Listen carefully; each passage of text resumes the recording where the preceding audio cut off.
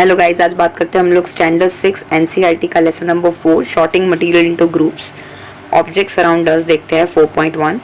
We saw that our food clothes have so much variety in them. हम लोग जब भी अपने खाने को, अपने कपड़े को देखते हैं तो उसमें बहुत सारा वेरिएशन दिखता है।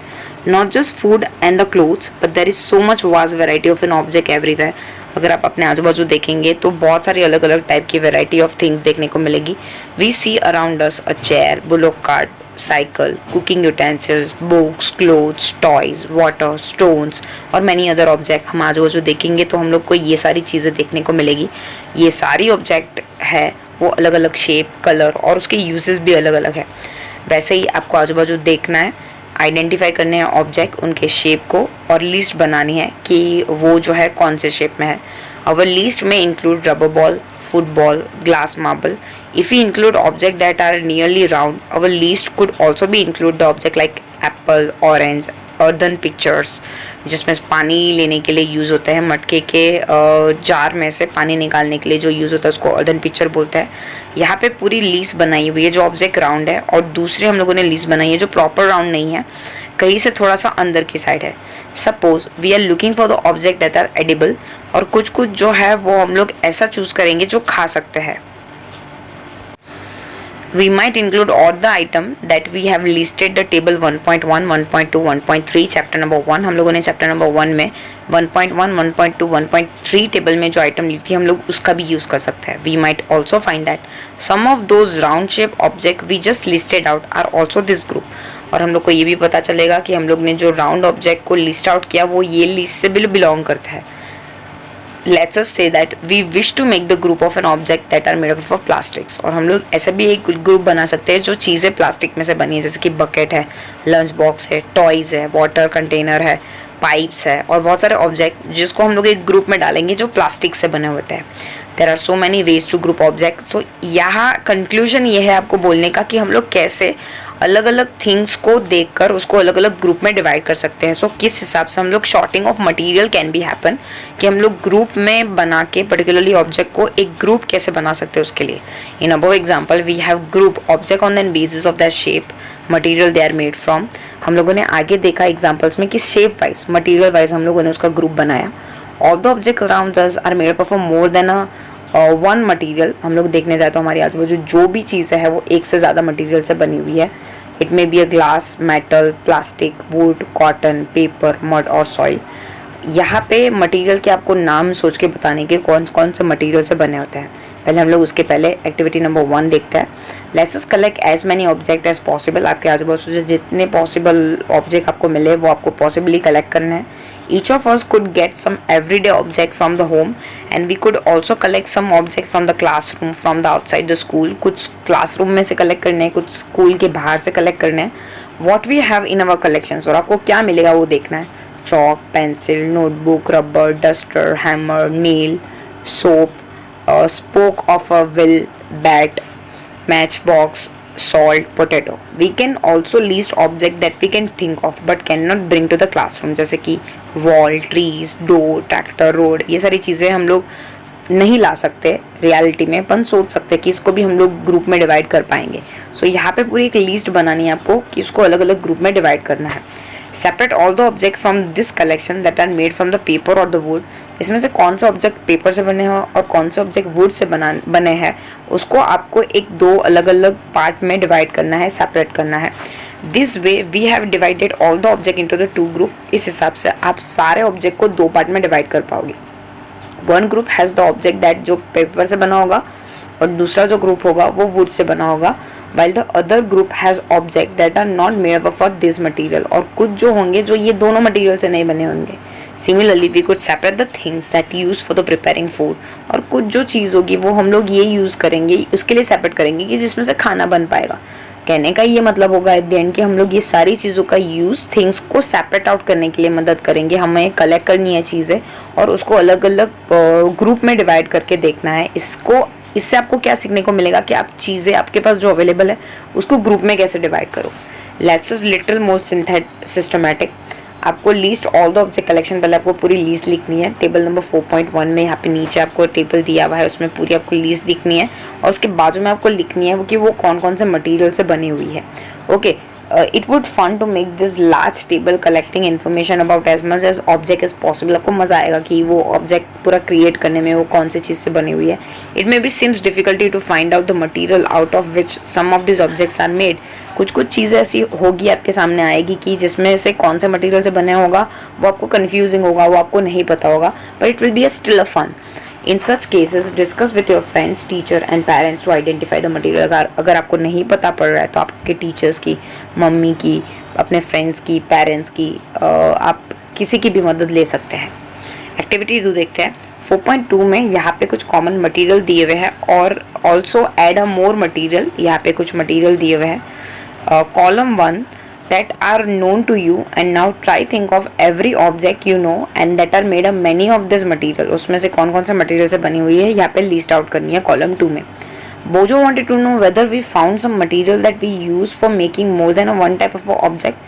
हम लोग यहाँ पे बोजो को ऐसा वंडरिंग करता है, वो सोचता है कि कभी कभी ऐसा होता है ना कि एक ही मटेरियल में से बहुत सारी चीज़ें भी बनती हो, कि एक ही ऑब्जेक्ट के अंदर बहुत सारे मटेरियल कॉमन हो, या फिर एक ही कॉमन मटेरियल में से आप बहुत सारी चीज़ें बना पाओ. सपोज भी आयरन लिया तो आयरन में से बहुत सारी चीज़ें बन पाएगी, आप सोचो तो.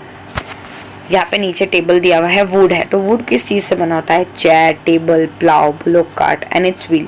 पेपर, पेपर में से क्या क्या चीज़ें बन सकती है? Book, notebook, newspaper, toys, calendar. Leather में से क्या बन सकता है? कपड़े, बैग, पर्स, शूज़.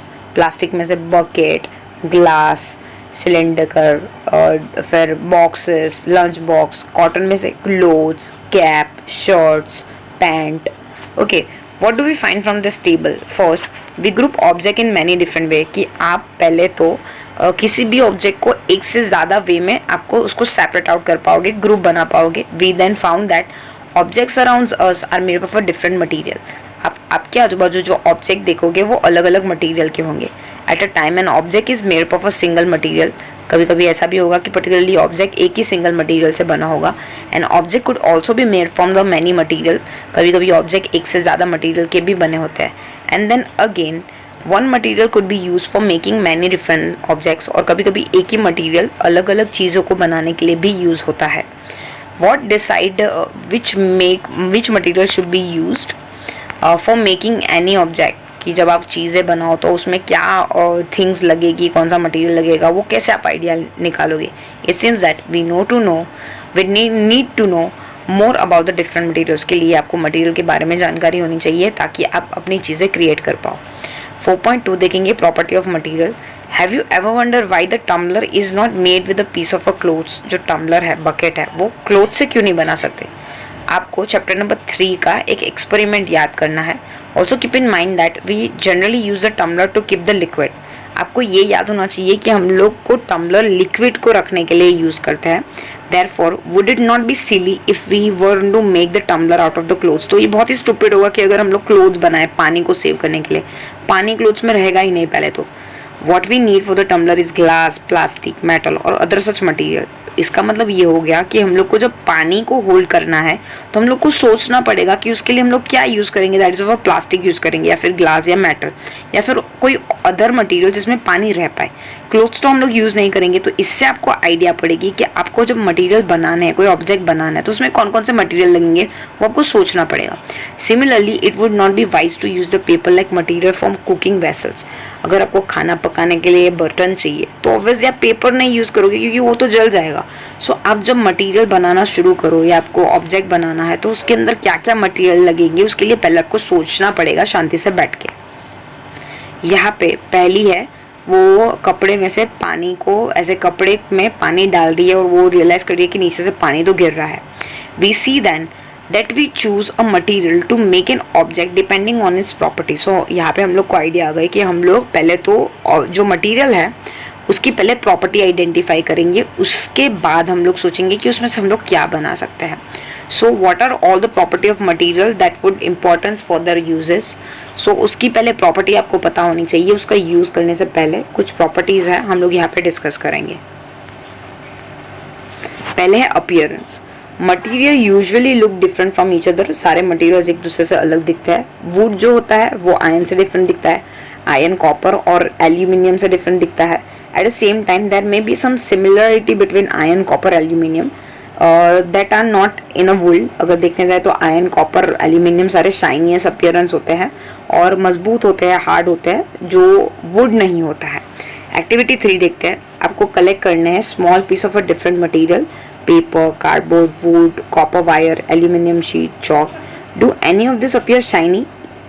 एक्चुअली देखने जाए तो कॉपर वायर, एल्यूमिनियम शीट, ये दो चीज़ें शाइनी लगेगी। Now observe as the teacher cut each material into the 2 pieces. Look at the freshly cut surface. What do you notice? Does the freshly cut surface of a some of this material appear shiny? Include these objects also in the group of a shiny material. तो आपको पहले एक तो partition डालना है, एक separation group बनाना है, that is of a shiny appearance. तो यहाँ पे मैंने आपको बता दिया आंसर्स कि कॉपर वायर और एल्यूमिनियम शीट होगी वो शाइनी लगेगी। Do you notice such shine और द लस्टर्स? लस्टर्स मतलब shine in the other material. Cut them any way as you can. आपको जैसे काटना है आप काट सकते हो और ये आपको क्लास में रिपीट करनी है as many as material as possible. And आपको लीस्ट बनानी है कि कौन से ऑब्जेक्ट के अंदर लस्टर होगा, शाइन होगी, और कौन से में नहीं होगी। You can rub the surface of the material with sandpaper to see if it's has a lustre. Sandpaper से आप घिस के भी देख सकते हो कि वो शाइनी होगा या नहीं। सैंड पेपर एक्चुअली एक टाइप का मटीरियल होता है, वो एक्चुअली दीवार पे घिसते भी है जब कलर करने आते हैं तब। Material that have such lusters are usually metal. और जिसको ऊपर का शाइन होता है, जो भी शाइनी होता है अपीयरेंस, उसको जनरली मेटल बोलते हैं। एग्जाम्पल की बात करें तो आयरन, कॉपर, एल्यूमिनियम, गोल्ड, ये सारे मेटल्स हैं। कुछ मेटल्स है वो अपनी शाइन धीरे धीरे घुमा बैठते हैं और वो डल हो जाते हैं बिकॉज वो एयर के साथ और मॉइस्चर के साथ रिएक्ट होते हैं।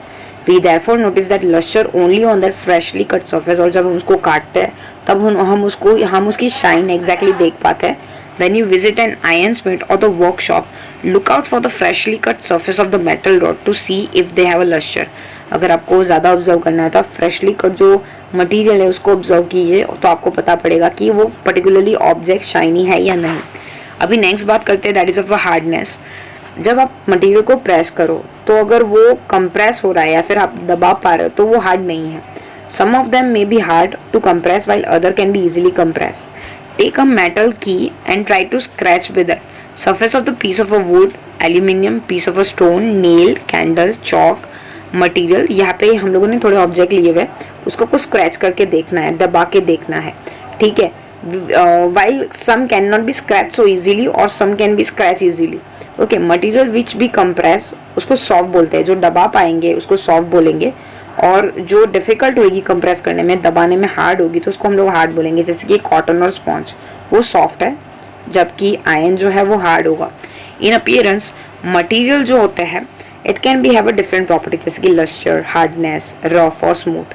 Can you think of the other property that describe the appearance of an material?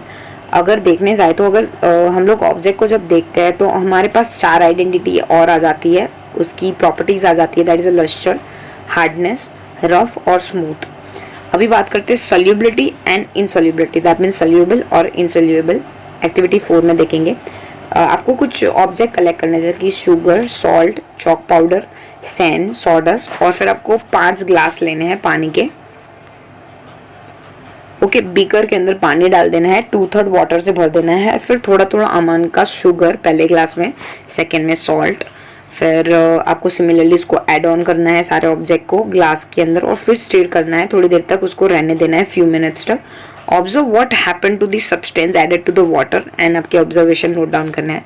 मैं बता दूं, आपने पहले ग्लास के अंदर जो सॉल्ट डाला होगा, पहले ग्लास में हम लोगों ने डाला था शुगर और सेकेंड में डाला था सॉल्ट। शुगर एंड सॉल्ट पानी के अंदर डिजोल्व हो जाएगा, अंदर घुल जाएगा। सो ये जो प्रॉपर्टी है इसको बोलते हैं सॉल्यूबल। जो भी पानी के अंदर घुल मिल जाए और पानी के अंदर डिसअपियर हो जाए, ये प्रॉपर्टी को बोलते हैं solubility. So that means sugar and salt are soluble in water. यहाँ पे कुछ ऑब्जेक्ट्स बताया हुआ है। सैंड पानी के अंदर नहीं पिघलेगी तो it's insoluble, chalk powder insoluble, sawdust insoluble. You will notice that some substance have a completely disappear or dissolve in the water, तो उसको हम लोग soluble बोलेंगे। कुछ substance है जो पानी के अंदर dissolve नहीं होंगे, disappear नहीं होंगे स्टीर करने के बाद भी, तो उसको बोलेंगे insoluble। Water play an important role in functioning of our body. हमारी बॉडी में भी पानी बहुत इंपॉर्टेंट है क्योंकि लार्ज अमाउंट ऑफ रिएक्शंस जो होते हैं पानी के अंदर डिजॉल्व हो जाते हैं। Do liquid also dissolve in water? Yes, liquid do dissolve in the water. एक एग्जाम्पल देखिए समझते हैं। हम लोगों ने पानी के अंदर लेमन को स्क्वीज किया, लेमन इज ऑल्सो लिक्विड, सो वो पानी के साथ घुल मिल जाएगा। एक्टिविटी 5 देखते हैं। Collect sample of the vinegar, lemon juice, mustard oil, coconut oil, kerosene oil and liquid. ये सारे लिक्विड हैं, ठीक है। यहाँ पे कुछ लिक्विड पानी के अंदर मिक्स हो जाएंगे, कुछ पानी के अंदर मिक्स नहीं होंगे। आपको ग्लास का टम्बलर लेना है, हाफ पानी का ग्लास से भर देना है और फिर स्पूनफुल ऑफ एक लिक्विड डाल के उसको स्टीर करना है, 5 मिनट तक वेट करना है और फिर ये एक्टिविटी सारे जो लिक्विड्स है उसके साथ ट्राई करनी है और बताना है कि वो पानी के साथ मिक्सड होगा या नहीं। विनेगर यहाँ पे होगा, वो अच्छे से मिक्सड हो जाएगा, लेमन जूस अच्छे से मिक्सड हो जाएगा, ऑयल और कैरोसिन वो सरफेस के ऊपर तैरेंगे, वो पानी के साथ मिक्स नहीं होंगे। सो दैट मीन्स कुछ जो लिक्विड होते हैं वो मिसेबल होते हैं, पानी के अंदर जो घुल जाए उसको बोलते हैं मिसेबल लिक्विड, और जो पानी के अंदर नहीं घुलते उसको बोलते हैं immiscible liquid. We notice that some liquid get completely mixed with the water, some other do not mix with the water, form separate layer when kept aside from some time. कुछ जो होंगे लिक्विड के साथ mixed हो जाएंगे, कुछ liquid के साथ मिक्स नहीं होंगे, ठीक है। बोजो सजेस्ट करता है also check if the liquid that we use in an activity 5 mix well with some liquid other than the water, ठीक है। वो बोजो बोलता है कि हम लोग एक्टिविटी 5 में जो एक्टिविटी की हुई है हम लोग पानी के साथ मिक्स करके देखते हैं। हम लोगों ने ऑलरेडी वो ट्राई करके देख लिया हुआ है। Paheli is curious to know whether the gases also dissolve in water. Yes, पानी के अंदर गैसेस भी डिसॉल्व होते हैं, जैसे कि H2O, उसके अंदर हाइड्रोजन और ऑक्सीजन जैसे गैसेस डिसॉल्व होते हैं। उसकी वजह से पानी के अंदर ऑक्सीजन डिसॉल्व होने की वजह से एक्वेटिक एनिमल सांस ले पाते हैं। Some gases are soluble in the water whereas others are not. Water usually has a small quantity of gases dissolved in that. Suppose to भी पानी के अंदर ऑक्सीजन गैस डिसॉल्व होता है जो एनिमल और प्लांट के सर्वाइवल के लिए बहुत इंपॉर्टेंट होता है। आगे की पढ़ाई हम लोग पार्ट 2 में करेंगे। Thank you so much. Thank you for watching. अगर आपको वीडियो पसंद आई है तो प्लीज लाइक कर दीजिए और जरूर बताइए कि आपको वीडियो कैसी लगी कमेंट बॉक्स में।